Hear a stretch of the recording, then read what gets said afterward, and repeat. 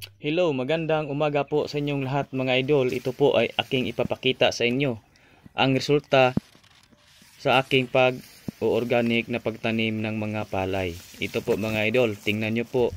Mayroon naman pong bunga at malusog naman ang kanyang bunga. Ito po ay isang organikong pamamaraan na pagtatanim ng palay.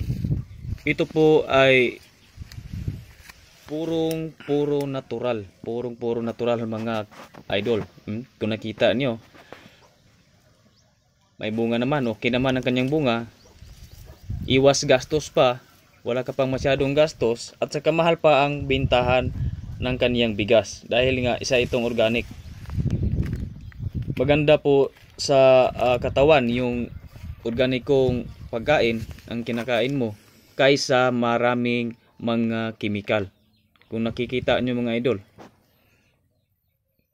sa amin dito mga idol, ilan na lang ang nagtanim ng ganitong pamamaraan, ganitong pamaraan sa pagtanim na organic, dahil nga sa maraming mga peste, yung mga insekto na lumadapo sa palayan. Ito nga dito sa akin mga idol, mayroon naman ang mga insekto dito pero hindi gaano karami. Dahil nga sa simula pa lang wala sigurong maamoy na mga medisina na ginagamit mo. Siguro nga sa sa akin lang baka may pang-akit yung mga medisina ng mga insekto, kasi pag ito nga naobserbahan ko nga sa akin mga idol, hindi nga ako nag-spray.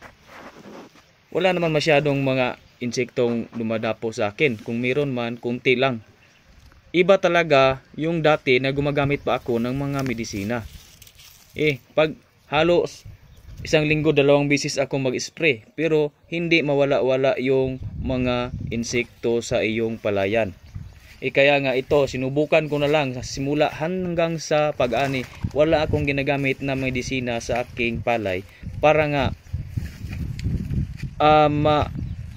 malaman ko kung ano ba talaga, kung sa spray o walang spray, ano ba ang kakaiba.